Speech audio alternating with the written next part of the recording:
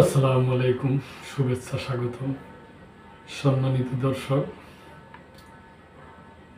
Doctor Mohammad Yunus এবং বাংলাদেশকে নিয়ে একটা সংবাদ।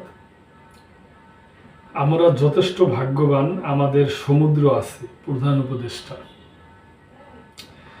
উপদেষ্টা ডক্টর মোহাম্মদ ইউনূস বলছেন, বাংলাদেশের মানুষ যথেষ্ট ভাগ্যবান, কারণ তাদের একটি সমুদ্র আছে, যা বিভিন্ন দেশের সঙ্গে ব্যবসা করতে উদ্বুদ্ধ করে।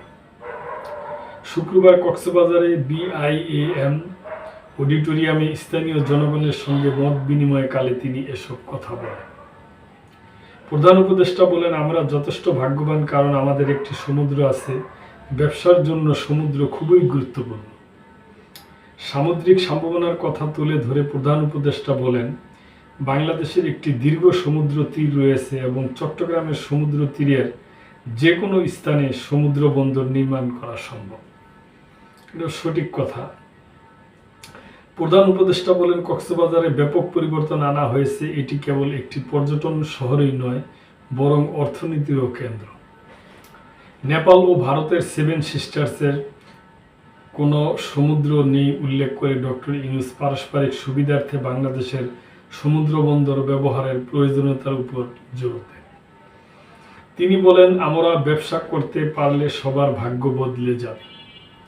ডক্টর ইউনূস লবণ উৎপাদনকারীদের কাছে জানতে চান, বিদেশি আমদানিকারকরা বাংলাদেশ থেকে আমদানি করতে আগ্রহী কিনা, কেননা কক্সবাজারের কৃষকদের উৎপাদিত লবণ এখন রপ্তানি করার সক্ষমতা রয়েছে। তিনি পাইলট ভিত্তিতে কক্সবাজারের বায়ু বিদ্যুৎ উৎপাদনের পাশাপাশি বায়ু শক্তির সম্ভাবনা সম্পর্কে খোঁজ নেন।